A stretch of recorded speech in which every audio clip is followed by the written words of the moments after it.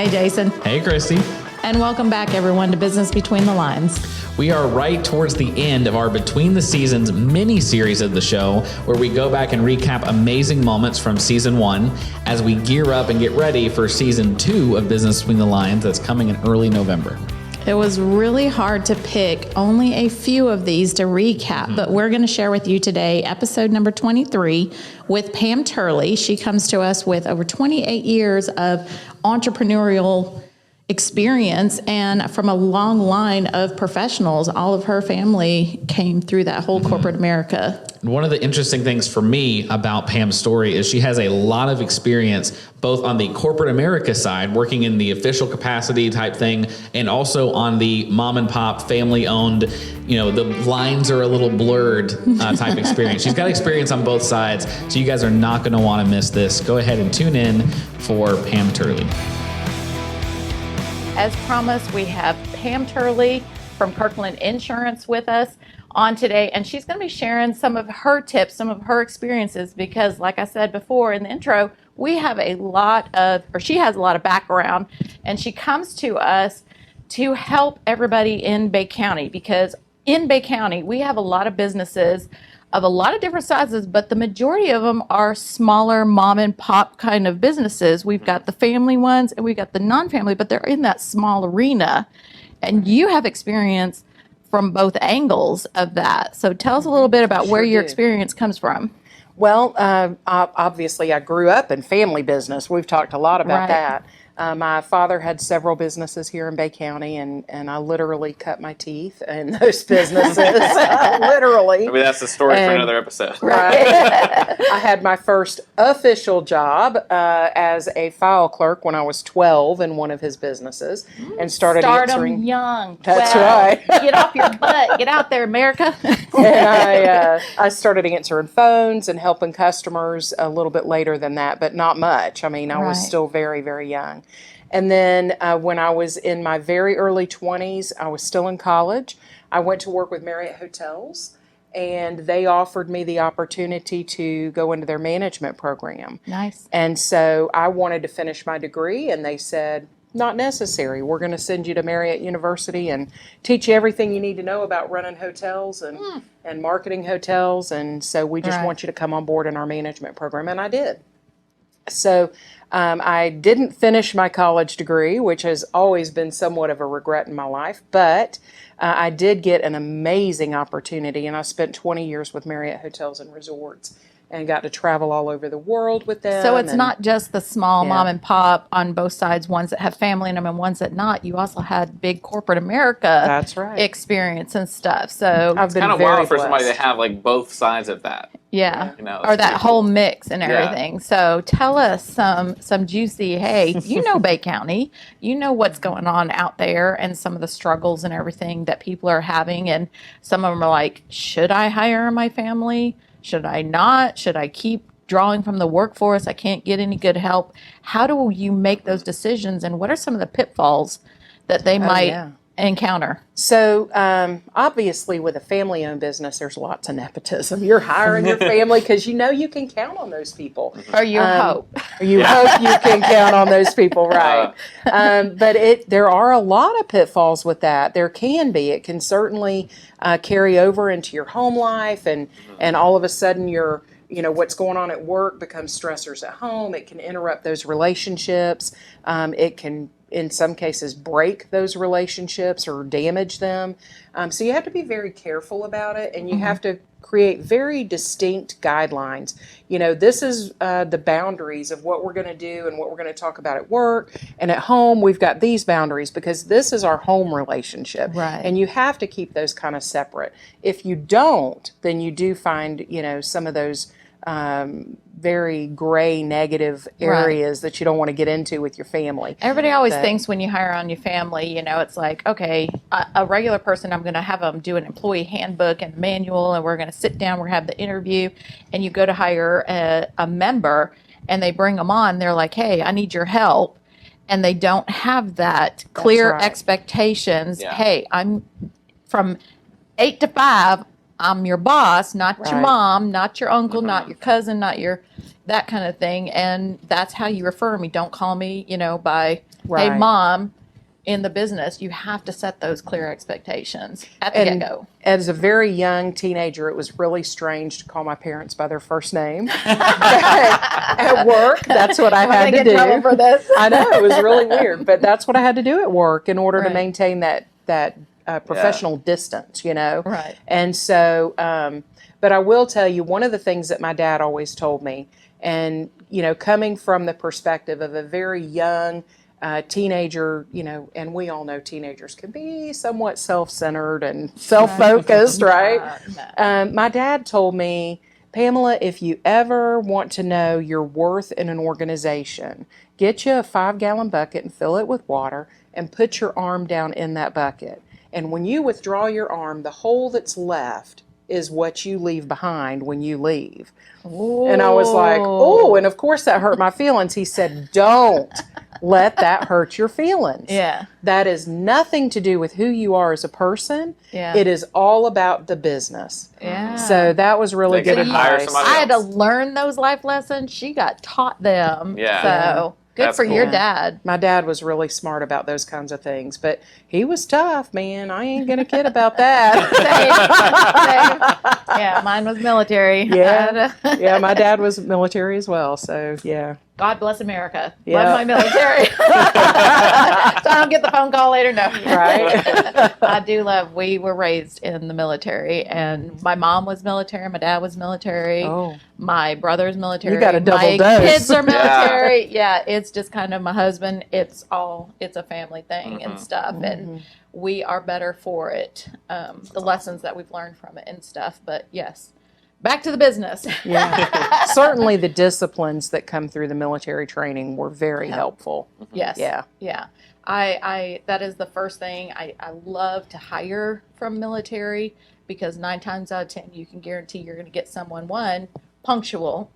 They're gonna show up on time. Ingrained in their DNA. Yeah. It's funny, whenever I was on staff at a church, anytime we were having volunteers for kids or for guest services or whatever, we loved whenever somebody from the military wanted to, because they always showed up on time. They show up early. They'd stay late. And we're like, all the military people, they're my perfect. dad ingrained it in us. We were the first ones at church all the time.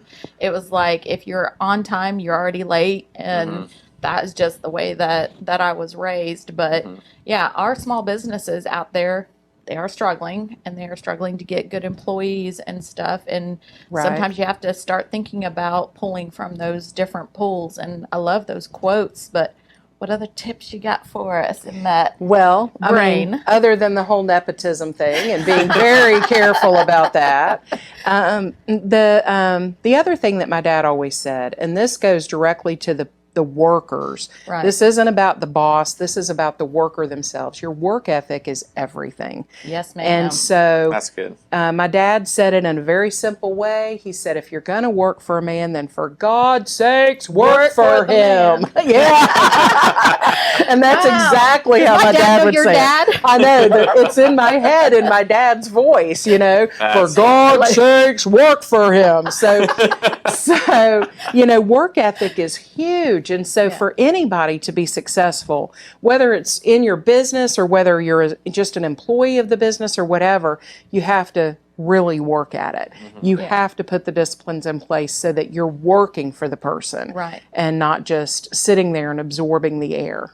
I know you shared with me before, and that comes from that whole work ethic thing, but your secrets to success was very inspirational for me, and I would love for you to tell them how just your wording that you put it on when you sent it over to me. Or do I got to get you started? You need to help me because I don't remember exactly what I said. That's funny. Right? So But- it was one of those questions when we're like, whenever we want to introduce somebody and they get started, and you were Life is a series of choices. Yes, I remember that. So, that is definitely a secret of success. Life is a series of choices. They come at us from every direction, and they're flying at us all the time, sometimes so fast we don't even know we're making decisions. But every single decision you make, you have to make the next right step. And you may not be able to see further than the next step, but you've got to make the next right move. And so you just, go by your set of values and your own internal clock. Your own internal direction, if you will, your own internal north. Yeah. And you've got to figure out what it is you believe and why you believe it so that you can always make those next right decisions. Right. And you said you always got to be ready to make those choices, and they're not always easy. That's right. Or comfortable. A lot of times those choices are not comfortable or easy. Sometimes you've got to make the hard choice, and it's not the popular choice. But you always respect the person that makes the hard choice. Yeah, when and they did the stays difficult true thing. to who they are, and That's doesn't right. let outside influences dictate, okay, well, in this case, I'm going to go this way with it or something. But, and this is what we've taught our children. It's, we always do the right thing, no matter what the consequence, and no matter if or who is looking. if it's not even the doesn't popular matter. choice, right? You just That's do the awesome. right thing, and that's what you have to do. Thank you, Pam. So, that's Thank good you so stuff. much, Pam. We appreciate you. Guys, we will be right back, Kristi and I, to wrap up the show, and we've got a lot of stuff we can talk about. So stay tuned. We'll be right back. Hey, Jason. Hey, Kristi. Hey, everybody. Welcome back. So that was another awesome That was good. episode. Bless Pam for sharing some of her insights and everything. She has so much more to give because she's got years and years and years of experience. I'm not going to date her because she looks beautiful. And She's definitely one of those people. It's like we've all met him around Bay County where it's like, oh, wow, you've done a lot more than I initially thought you've done. Right. It's like You look at lots of someone and different you're like, experience. how do you have 28 years of business experience and look that good, Pam? But yeah, she shared. Starting at 12, man. That's how you do it. Yeah, starting at 12, pretty much. Yeah, she did say that. So start them young. It's okay. Yeah, get them out there. Teach them young. But she shared some stuff on camera and off camera. And off camera, in one of our A-team meetings, one of her favorite quotes and stuff, and I think it was born from being raised by her dad. Quote. It's definitely a dad quote, and and she says it in Latin when she references it. Yeah, because what it is, in her office, she has her nameplate that has her name on the front of it, and on the back of it has this Latin phrase. And I was in her office whenever I was signing up for my auto insurance, and I was asking her, like, hey, what is that? That's like another language or something. Go ahead, say it. I think it's pronounced illegitimenti non carborundum. Illegitimenti non carborundum. I think it's how you pronounce it. Roughly translated, PG version. Don't let the goobers grind you down. You can Google it. Used one of my words. Yeah, Goober.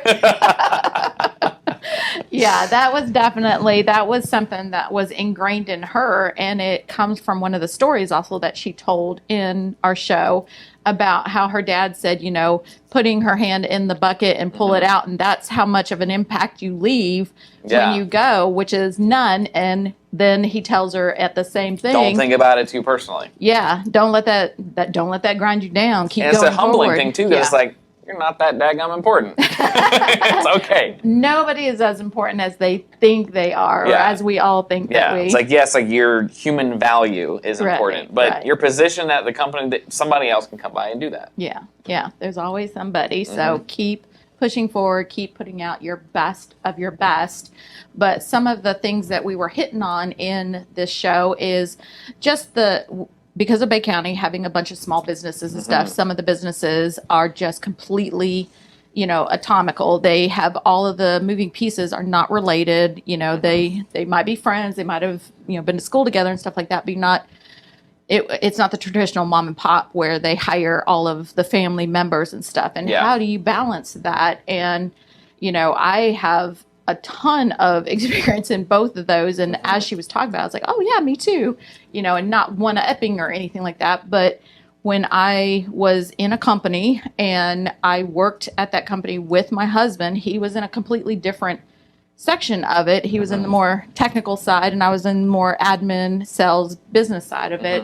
And I had the opportunity to get promoted all the way to the top. And I had a very frank conversation. The owners brought me in and they were like, okay, so we know your husband works here. Yeah. How do you feel about that? And I was very frank with them because I was raised by my dad, and personal is personal and business is business. Yeah. And I can compartmentalize that. Not many people can. And I was very frank with them. And I said, I could fire, if I worked with my mother, I could fire her tomorrow if she wasn't pulling her weight. Now, that isn't to say that my mom would not then be living with me. Yeah. She would. I would take care of my mom because personal is personal. You take care of family. Yeah. But it's business like, Mom, is business. you're fired because you did a good job. But then on a personal level, you're like, I just heard you lost your job. Come on, you can live with me. Exactly. And that's kind of, you have to have a little bit of that. Yes. Yeah. You can treat your staff like family. You want to create that culture, that tribe, that people are invested in your company.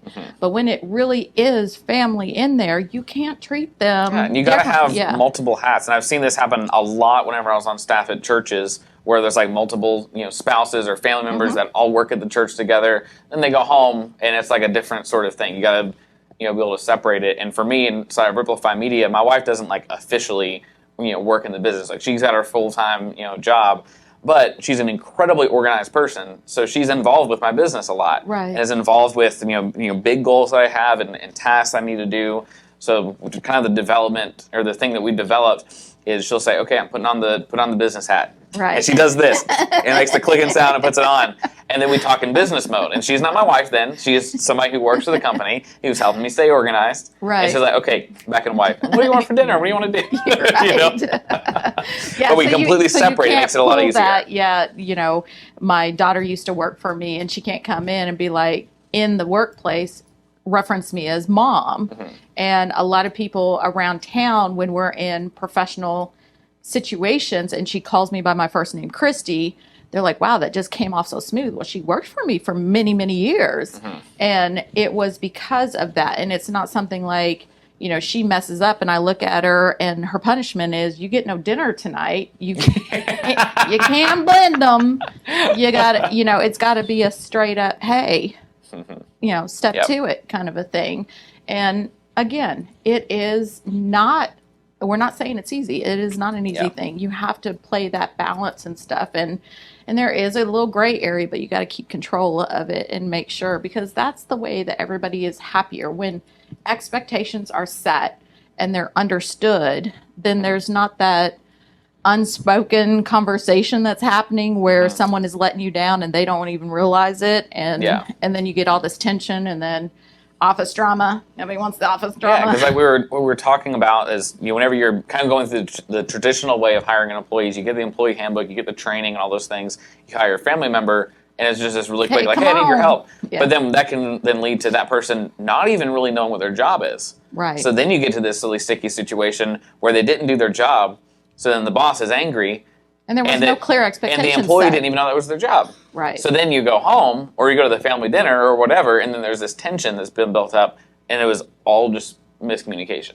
Right. The person had the ability, but didn't know they were supposed to. Right. And I hear this a lot. This is another thing, and we're jumping into a whole nother topic right at the end of, no. Don't do that, Kristi. No, it's one of those things where people that own companies and they have their staff and they want them to be as invested in that company as they are. One, that's never 100% ever going to happen. Yeah. Because they're not building their business. They're building your business for you. If they were that dedicated, they would then just leave. They would have their own, right.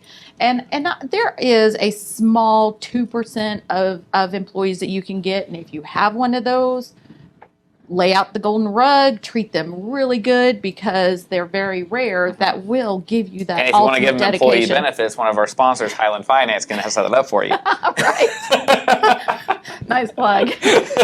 But it comes down to that, how do you build that culture? How do you build that environment where people want to be invested in that company? And as owners, you have to give them a reason for that. And that requires you to sit down with them and have that frank conversation. What are you here for? How can I help you? What is it? What's your end game? You know, and some of them will go on defense because most owners don't take that time to really find out. And if you're having trouble keeping employees, this is step number one for getting a good staff in there. You got to find out what their needs are.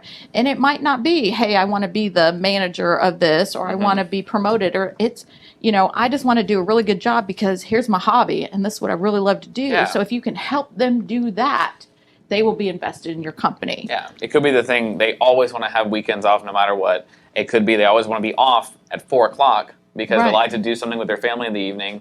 It could be they want to have 3 weeks of vacation instead of 2, or 4 instead of 3, or whatever. If you stop thinking inside that little box that is corporate America that says you have to have this and you have to do this and this is the way that businesses run, and you start expanding your broader thinking and get creative with your staff, you're going to have what everybody else is chasing. So it's not that hard, but you got to put a little work into it. That's right. Awesome. Guys, thank you so much for tuning into this episode. A huge shout out to our sponsors, like we mentioned, Micah Henderson with Highland Finance, Vortex Spring, and Aero Pest Service. Guys, thank you so much for making this show come together. Hey, Jason. Hey, Kristi. Welcome back, everyone. I hope everyone got as many tips as I did. I love seeing that perspective from both ends of it. And her wrap up of saying that, you know, basically she just keeps doing the right thing and that life is a series of choices, and always make sure that that choice is true.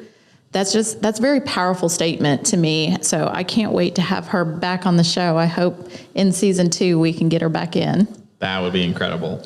So next week at 5:30, every Thursday, 5:30, we're going to have the final edition of the Between the Seasons mini-series, which means the week after that could maybe just be the launch of season 2. So next week, we're going to have Jayson Forte. He's an award-winning entrepreneur, guys. There's so many incredible moments that are from his episode. So be sure to be here 5:30 next Thursday to watch him. And a reminder, as we're getting ready for season 2, we've got some incredible sponsorship packages and opportunities for sponsors. So if that's something that's interesting to you guys, then be sure to message us on the Business Between the Lines Facebook page. That's the easiest way to get in contact with us.